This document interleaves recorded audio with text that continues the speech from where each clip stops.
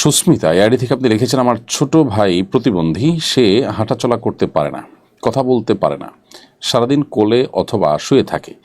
কিছু মানুষ বলছে ওকে সুন্নতে খাতনা করার জন্য, ও তো অসুস্থ, তার অনেক কষ্ট হবে, করণীয় কি? বোন সুস্মিতা, সুন্নতে খাতনা করা এটা নবীগণের সুন্নাত এবং আমাদের নবী সাল্লাল্লাহু আলাইহি ওয়াসাল্লামের গুরুত্বপূর্ণ সুন্নাত। সন্দেহাতীতভাবে সুন্নতে খাতনা করার চেষ্টা এটা প্রশংসনীয় এবং এটা করা উচিত, কিন্তু একই সাথে এও মনে রাখতে হবে যে বিষয়টি সুন্নত এবং ফরজ পর্যায়ের নয় বা ওয়াজিব পর্যায়ের নয়। যদিও এই সুন্নতটা অন্য সাধারণ সুন্নতের মতো নয়, বরং এটা শেয়ারে ইসলাম বা ইসলামের নিদর্শনগুলোর মধ্যে থেকে একটি অতি গুরুত্বপূর্ণ সুন্নাহ।